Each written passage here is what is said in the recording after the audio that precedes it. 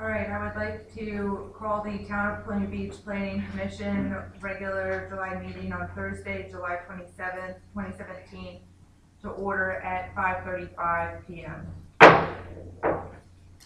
First up is approval of the agenda. I do not have any amendments to the agenda. Does anybody else?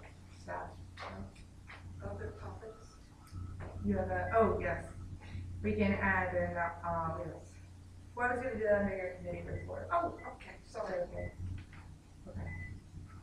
We'll be getting an update on progress through this first half of the year during the committee.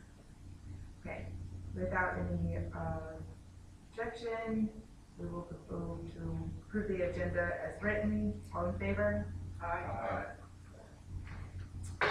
Public comment on planning commission matters that are not on the agenda. If anybody in the audience has a comment for us that is not part of an agenda item, yeah. We'll open and close public comment at 5:37 p.m. Next up is the committee report. Ms. Polson could not be with us today. She had a family emergency and she does that public outreach committee report. And mainly now we have live streaming on YouTube, and she generally updates us on our Facebook posts and follows, and how many people are also connected with us on Nextdoor. So we'll have to work on that for report this month, but nothing else has changed in that department. And then otherwise, it is a policy committee, which is Ms. McCabe, and she'll give us a little bit of a review. Well, my typical question tonight is, how are we doing on the CIP? It's moving, I go tonight. it's moving through the process quite rapidly. Okay, all right, thank you. Yeah, I apologize. We did not have a working session. Is this thing working? We did not have a working session last month, and so it's set for another month. And all I can do is apologize for that. It is on the agenda, We do have a though. work session on August 5th, and it is on the work session, which I have on the agenda, which I have right here. Is there a time restraint to that work session? Oh, not that I know of. I mean, usually 2 hours, but we can cover a whole lot in 2 hours. I mean, it's not the first time we've seen Yeah. the CIP, so I mean, it should go. Hopefully we won't be last on it. I remember last time I had something. Actually, I have it here. We're not last. We're under old business. We are number 3. Excellent. Thank you. And what's the date again? August 5th, At what time? 9 a.m. That's a Saturday.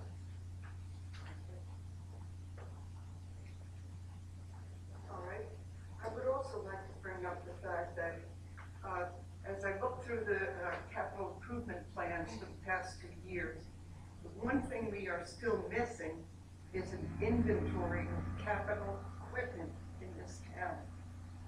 And I just wondered, we need to do that this year. So if I come forth with a proposal on how we should address that, hopefully we can get that done by the end of this term. I think that's a good next step to work towards, and I'll help build on the CIP for next year. Right. And you're gonna have to work with staff on that, try and probably work on that, and like just getting a list of that. Maybe the treasurer, they might, because they pay for the insurances for those things, have possibly a list already. I mean, Public Works should be the Main contact. Okay. All right. What's the general definition of a piece of capital equipment?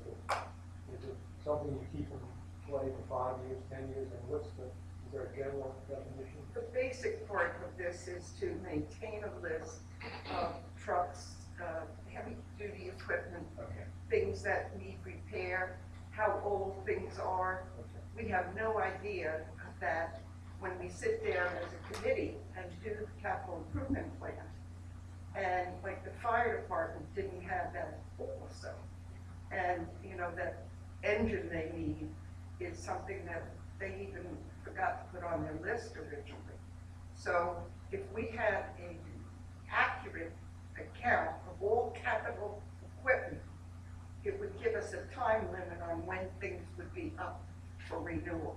They are things that are generally over $20,000. We're not talking about a vehicle normally, and something like the truck for, like a regular vehicle for department is not included, but equipment usage, so the garbage trucks or, So it wouldn't include a police car. no. And actually, the police cars had been on the capital improvement plan before and were removed because of the fact that they're not a capital asset. That's why I think it'd be useful to have a definition. I will do that with the chart. Okay.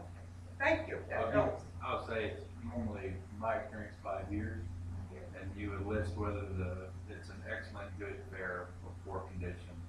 If it's in poor, you can obviously look, see how much money you've spent on that equipment, and make a replacement plan for it. Yeah, I guess as the age goes up, so do maintenance costs, so That's it's kind of a trade-off. Well, wouldn't it seem that finance would have like a depreciation schedule for tax purposes, which would alleviate probably a lot of what we're looking for? You double declining, that kind of thing. That would be excellent, yes. Yeah, I think you might find it in there. But maybe you can work with Mr. Coxler on this. Or you mind getting tasked? I've worked on those a lot. Okay. Okay, I love that. Then Maureen will come from the side of the planning department and get your expertise in, and then we'll work with staff and, okay? Thank you so much. Is there anything else that we are outstanding on from our, No, other than the fact that our we have passed so many the backlog? backlog. Other than that, I saw the backlog is growing though, as I went through the minutes of the meeting. So particularly, my concern is the sign ordinance more than anything. Downtown Colonial Beach is doing some goal setting for next year. And one of the things the design committee would like to do is bring in the historical part of Colonial Beach in a mural. And right now, without that sign ordinance, we do not know the restrictions. And I could tell them what we have, but I can't say this is official. So the sign ordinance is important, particularly as we start fundraising for these advances in downtown Colonial Beach. And sign ordinance is important too, if the town wants to have any control over that, because as it stands right now, they can do whatever they want. And is that an amendment to Article 12? Yes, Okay, it's on the list. it's in Article 12, right? Article 12 is a sign ordinance. Yes. I sometimes confuse it with 18, which is miscellaneous, and then it's not, anyway, yes, 12. Okay. Moving up. Then next up is our presentation by Mr. Nelson on our economic development study. Thank you for letting me make this presentation. Before I start, I want to just mention this piece of paper, which I handed out a few minutes ago. I'm going to bring this up under other topics. This is not directly related to the report, but I do want to mention it a little bit later. All right. Well, first I want to, again, thank you for letting me make this presentation. This report is the result of quite a bit of work by the Economic Vitality Committee of Downtown Colonial Beach. The report is compiled, or the analysis is from data that was compiled from a variety of sources, including questionnaires that were sent to business owners in Colonial Beach and also from publicly available data, and also from previous studies that have been done about Colonial Beach. So the full report has that information in the back about where the data sources come from.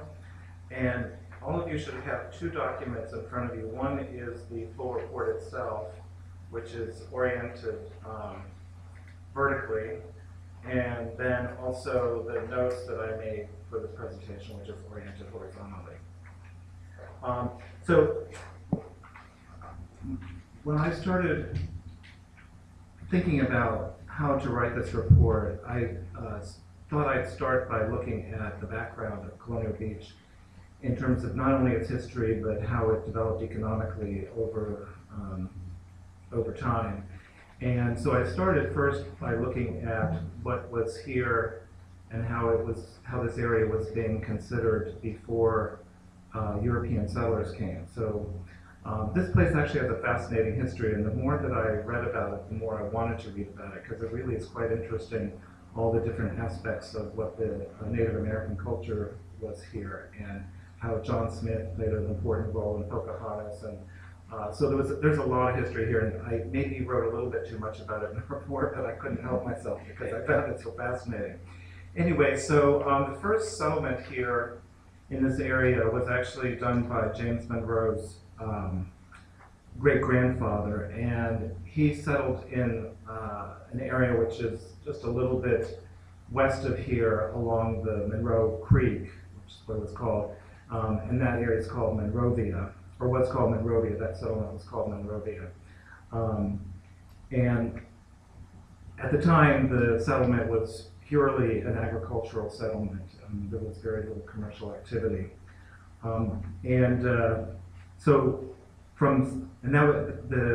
He established Monrovia in 1650, and between 1650 and 1878, it was almost purely an agricultural area. But in 1878, Henry Keynes purchased the land that was to become Colonial Beach.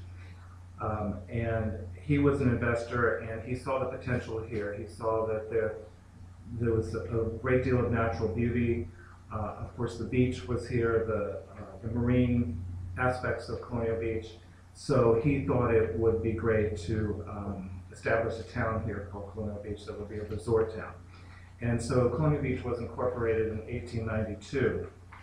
From its inception, it became popular pretty quickly. It was the closest the closest beach sort of town from the Washington, D.C. area primarily, and more specifically Alexandria. A lot of people traveled here from Alexandria, as we all know, and some of this history is well ingrained in all of us, so it's not anything that I'm saying that's particularly new.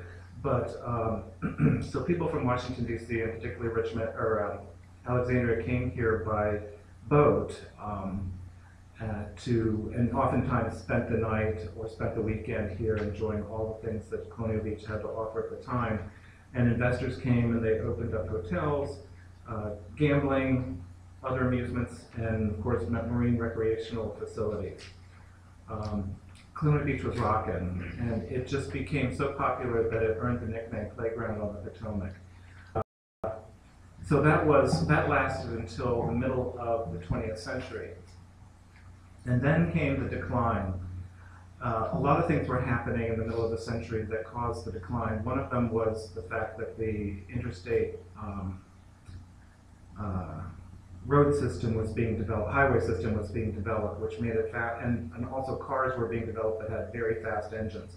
So basically, people were able to travel further from their location, from their town, and go to further distant places where they could find other amusements. And then also added to that, the Bay Bridge was opened in 1952, which then made it super easy for people to go to the ocean. So at that point, interest in Colonial Beach began to decline as a resort town. And then it was sort of further accelerated. The decline was accelerated when in 1963 there was a bad fire here in town that burned down the town pier and much of the boardwalk. Things began to change a bit in the 1990s when there was a strong economic boom across the country, and things did start to improve here, and I understand the real estate market took off and was doing well, but that was not very long-lived because during the recession of, the Great Recession of 2008, things really took a nosedive here. And I understand from my colleagues in the real estate business that you couldn't, before the recession, the Great Recession, you could put up a sign almost in front of a house and charge almost anything you wanted to, and it could be sold. And then during the recession, it was exactly the opposite. You couldn't sell a house at almost any price. So anyway, so this town suffered a great deal during the recession. But recent years have seen an upswing in economic activity and in sentiment. And I think there have been several contributions to this. In 2014, everybody knows that the town received the two grants that were to revitalize the historic downtown area. And then also downtown Colonial Beach was created in 2015 to pick up where the revitalization effort would leave off. Now, we're still not yet completed with all of the work of the revitalization group, but in the meantime, downtown Colonial Beach has been quite actively moving forward. And so all of this is kind of revealed that the increasing health of the economy locally is being revealed by some of the statistics. And if you look, for example, at the housing market, just looking at the first quarter of 2016 compared to the first quarter of 2017, the price of houses is up, the average price is up, the maximum price is not necessarily a good gauge, that is actually down a little bit, but the average price is up. The total value is significantly up, and the total number of transactions is up significantly as well. That shows strong health in the housing market here. And then if you look also at how the level of income, household income in Colonial Beach, that's also, there's a positive trend, and the predictions are that it's going to continue to improve. So household income has risen, the average has risen from $54,000 in 2010 to almost $57,000 in 2016, and it's expected to continue to rise through 2021. And importantly, the levels are also changing. So we're having more people at the higher end of the market, at the higher end of the income scale, coming into town. If you look at the last level there at over $100,000 in income, that is increasing. Well, it's expected to increase significantly from 2016 to 2021. One of the things that we need to keep in mind when we're thinking about economic development in Colonial Beach is who's living in the houses that are here. And it's not just, as we all know, it's not just people who live here full time. There's a lot of people who live here seasonally or just on weekends. So we need to make sure that we focus on those types of households as well when we're doing our planning and when we're doing our regulations, to make sure that we take into consideration the interests and the needs of people who are seasonal or weekend, particularly since they can't vote. That's kind of a big deal, that seasonal people who don't have their residency identified as being here cannot vote in local elections. So it's kind of a problem, and maybe there's something we can do over time to make it easier to factor into consideration what their interests and needs are. Next chart is on the money that the town makes from tourism, and you can see that it is on the rise. The lodging excise tax is probably the one that's more clearly obvious, but also the food service excise tax is also important to look at. And you can see the trend is definitely going up. Between fiscal year 2016 and 15, the lodging excise tax has increased by $7,000, and the food service excise tax has increased by, what is that, almost $50,000. So there is increasing tourism here, and that is one of the things that we as a town need to focus more on, is making sure that we increase the attractions or the attractiveness of Colonial Beach to tourists.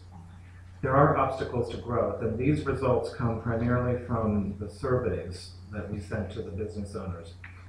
We asked business owners what they see as their primary obstacles to enhanced profitability.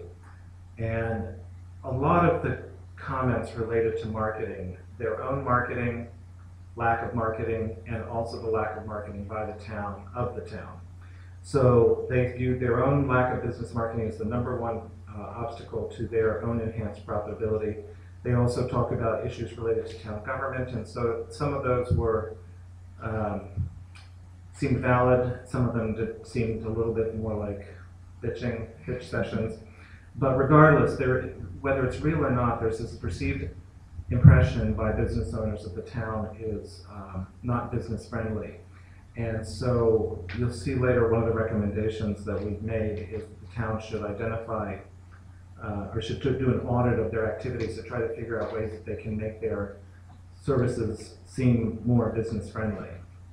And another big issue is staffing and HR issues. Some of these business owners that completed the questionnaires were talking about how difficult it was to find, hire, and keep good quality staff. That was really one of the big hurdles that they have. And anecdotally, virtually every business owner that I've spoken to casually talks about the same thing. They say that the staffing is very difficult to keep in place. They hire somebody, that person does really well, and then they move on in just a few weeks to another restaurant or to another business. So that's an issue that needs attention as well. So the last thing I want to talk about is, so we developed, we went through all this data and did all this research, and at the end of it we came up with conclusions or findings. And here they are, there's 10 of them, and they are the number one thing that we believe needs to happen is there needs to be a marketing plan developed for the town. And I know that the council and the town manager do have the intention to hire somebody to develop and enhance the marketing of the town, and I think that's right on target. It's really an essential thing that the town needs to be doing. And the second one is to establish a small business development center, and basically what that kind of center would do would be to help small businesses to do things like write a business plan, understand tax implications of what they're doing, understand how to deal with human resource issues and that sort of thing. Now, this doesn't necessarily even need to be a full service office. It could be maybe the town could work with the chamber or even with downtown Colonial Beach to develop programs that could help these small businesses. Again, point number 3 was to make the town more business friendly, and I personally have not experienced anything but friendliness from town staff, but apparently that's not the universal opinion of business owners in town. In fact, it's kind of the opposite. So I'm sure there could be ways to facilitate businesses doing better business here. And again, maybe it's more like a checklist. If you want to open up a business in town, these are the things that you need to do. Some kind of welcoming package about how to do business in Colonial Beach. What are some of the rules and regulations that you'll need to know about? The fourth one, I think to me it's important, it's a really interesting concept.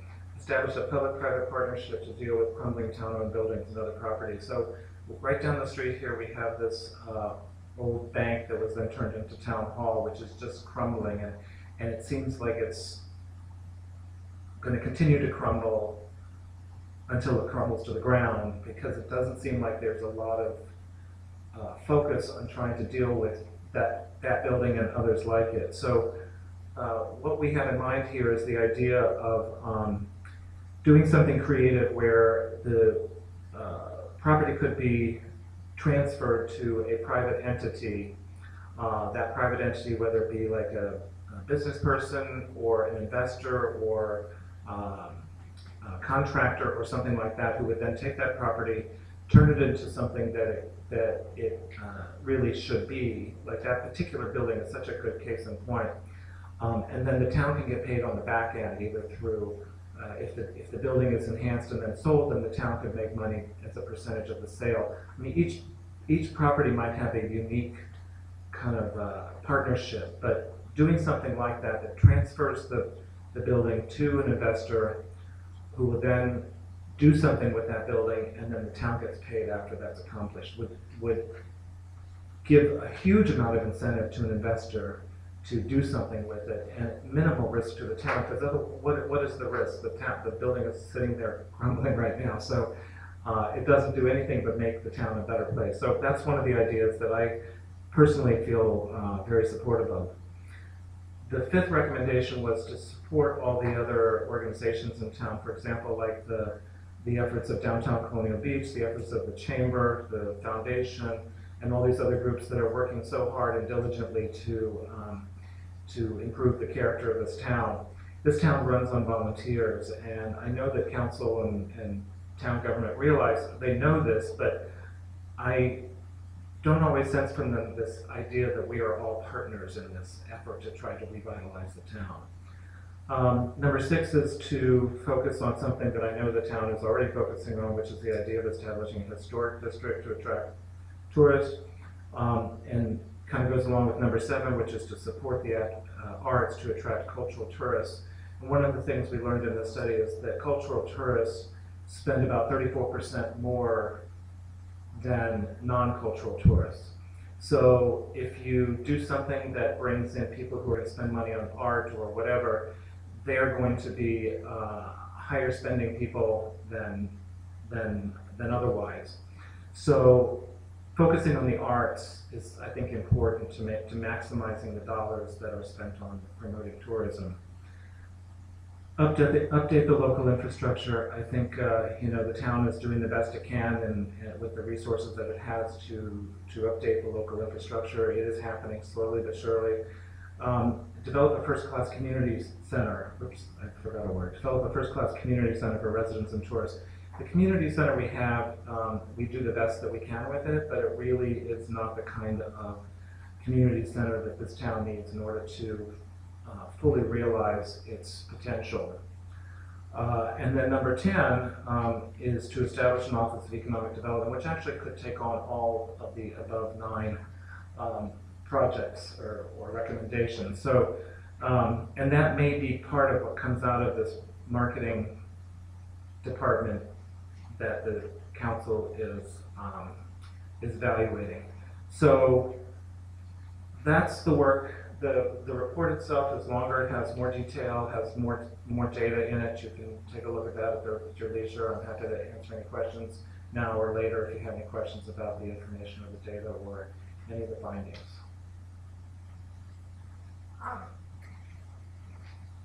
I need to read the rest of it because I got it today. Thank you very much for your presentation. The one thing that I did occur to me during it though was that I didn't necessarily see a lot of reflection about the physical environment that we live in, the nature of it, the beach, the sand, the climate, and weather. And I think several of our economic downturns have been due to things like hurricanes and storm stuff, and also a lot of our attraction is that physical environment that we have here. And I'm sure but I need to read the rest of the report because I'm sure there's stuff in there about that. Right. Just wondering how that played into Yeah. the If economy. you look at, actually I didn't number these pages, did I? But if you look at the page of the report, if you look at past executive summary, I guess it's the second page of the full report. I'm sorry, the third page. It talks about the town's assets that are likely to draw tourists. And here we do talk about the physical characteristics of the town that are its assets that can be marketed. Mm-hmm. And we do talk about the water, the fishing. We talk about there's so many things that this town could be promoting that it's really not. Yeah. The local wineries. There's a lot of things. So we do talk about that. We don't really talk very much more about hurricanes or any of the things that have disadvantaged the town. Mm-hmm. But it is something that, we are where we are now. So that's the kind of, I wanted to give a little bit of a background on how we got to where we are now, but now it's like we are now here where we are, and Right. we need to move forward. and figure out how we can become a more robust, economically more attractive town. Yeah, I think, when we see what we've been through though, with some of those things that have devastated specifically businesses in town, which are waterfront, that it's hard to consider the fact that how can we prevent that from being so devastating in the future too, given what maybe is gonna happen, so. Building, when we think about building up the boardwalk, do we think about it elevated? Do we think about, building up our waterfront, do we think about things that are temporary in nature and are taking downturns? When we think about things that are permanent and built to be permanent and are of that size and structure? And so, and it's just it was just an aside thought that I had. I think that's our role here on the planning commission, is to look into those factors Yeah. and try to plan for those kind of potentialities. Thank you for that. Anybody else have any suggestions? Can I say something? Sure. Eric, I think you did a real great job. Thank you very much. One of the things I've often struggled with when we talk about, business marketing and economic development is the role of our Chamber of Commerce. And I think any consideration we give, and I think we almost need to include them in the discussion as well. I don't have a clear idea of their role, but my sense is that they should have a very real role in marketing the businesses of this town and, expanding our economic development. So I would just throw that out. Well, I'm on the board of the chamber. I don't know if you knew that. I didn't know that. Yeah, I'm very much aware of what the potential is for the chamber, but I'm also aware of the resources that we have. We have one part-time person whose job it is to do all the things that the chamber does from a staffing perspective. Historically, the chamber, or at least since I've been in town, which is more than 5 years now, the chamber has focused on doing events to bring people into town. They have felt like that was their niche. More recently, there have been efforts by myself and actually a few others to do more to do networking events and other kinds of activities that bring the business community together in a different way. It's not so much necessarily around Bike Week or whatever it's called, Bike Festival, but around more how can we work together, how can businesses work together to further their successfulness. And the chamber, being on both the chamber board and the Downtown Colonial Beach board, the two have a lot of things, the two organizations have a lot of things that we can be working together on, but we do need the town to be a partner as well in all of this. But yes, we all have limited resources. The town has limited resources, the chamber has limited resources, Downtown Colonial Beach has limited resources. So it's a matter of pooling our resources and working together. Yeah, I think this is a great first step in any type of governmental interaction or build. The survey, I think, is the crux of what you've done.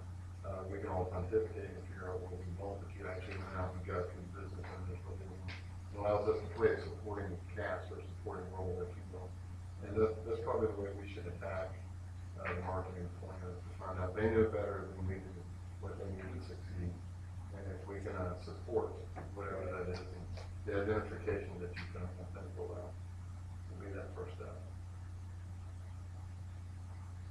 Do you want to review the other? Oh, sure. Well, so this, I don't know if you remember, but probably about a year ago, I said that I'm a member of the Fredericksburg Area Association of Realtors, and I had said that I had talked them into, well, it wasn't a hard sell, but I asked them and they agreed to do market statistics on Colonial Beach. They had been doing it on all the other Fredericksburg Area Association of Realtors, which is the association that all of the realtors in Colonial Beach belong to.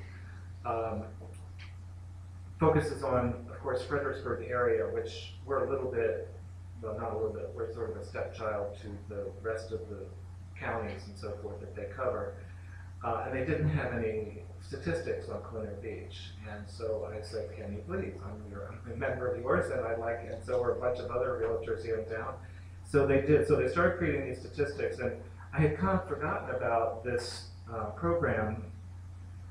I didn't even really remember that I had asked them to do it, but then I heard the mayor using some of the statistics from here, and I thought, I wonder where he got that, and then I remembered that I had talked to him about it. So these are statistics from the Fredericksburg Area Association of Realtors.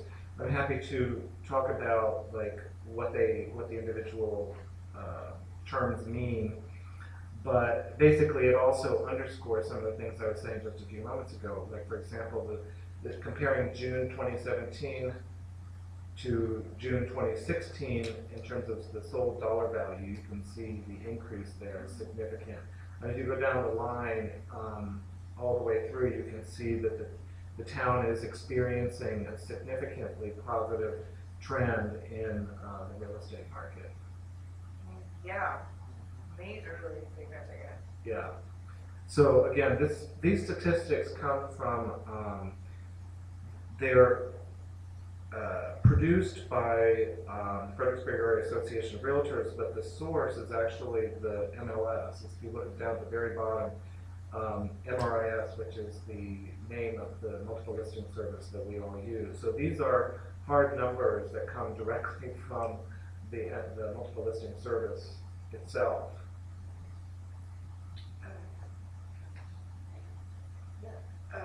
Eric, I think it would be worthwhile to attach this as an addendum to the economic report, particularly when you start meeting with little groups and explaining this whole process. They'll understand these figures more than anybody. Yeah. Because they're the consumer. Yeah. So I think we should attach this. Sure. In fact, that's why I brought it here, was because it seemed to dovetail with the other statistics that I have been. Pretty much just underscores everything and Right. Right. And it would help marketing the town much better as well if it's part of that. It's true. Any investor who's considering the town, if they look at these statistics, they can't help but feel enthusiastic. Mm-hmm.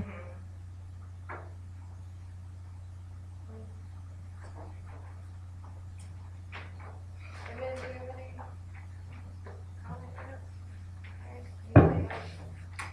Thank you very much. I love getting them. Yes, in the audience, there are audience comments. Yeah, so this is one of our Economic Vitality Committee members. Excellent. I'd like to ask a quick question there. The report, was that done by zip code? The 22443 for one? Oh, you mean the statistic thing that FAR did? Yes, I believe that's the case. Yeah, that would be the only way they could really do it, was by zip code, which I know includes other areas. Take in the county portion of that 22443 zip code as well. So they narrow it down. Yeah, I'm pretty sure that's what they had to have done, because that would be the only way to slice and dice the MLS data. That's a good point. However, I think a lot of those communities in that zip code are still supportive and reflective of town progress too. Yeah, it's, Sure. they maybe lag a little bit, Right. but it still is the same trend. Yeah. Okay, then the next thing we have is under other topics, which the only thing I have is to announce that our, planning commission member, Mr. Busick, will not be renewing when his term ends in November. And so, we will have a vacancy in November, and so we are on the hunt. We're happy to, talk to members of the community or anybody that are interested in filling the vacancy and, getting more involved in town leadership, and, hopefully we will have someone interested and interviewed before he leaves, so as to not leave a vacant seat up here. But I just wanted to go up and announce that, thank him for his service, that he has been an invaluable member of the planning commission for his 4 years, and has really pushed been thorough with his research, on task, and committed to the town, and so we just really appreciate his service, and I'll say it again if he comes to the September meeting, but I know he's had several business engagements recently, and work has been very hard for him. But I just wanted to throw out that we'll be looking to fill that in this service. That is the last announcement I have. Anything else? I have an announcement. I hope you're all conscious that downtown Colonial Beach got a grant for, Virginia is Beautiful, $750 grant to start the entranceway with the plantings that would go in the front of the present owner of the property as you enter Colonial Beach. What's his name? Allison Floors, and across the street over on the other property. We are now completing the application with Dominion Power to get this to work out, and also with Verizon so that we can work out all the statistics. The application is almost completed. The grants committee of the DCB has 5 other highlights that we're going to present grant-wise to the board next month. So we are actively pursuing grants for the physical development of the town. Thank you. That's exciting. Can't wait to see it. All right, if that is all, then we will adjourn the meeting at 6:17 p.m.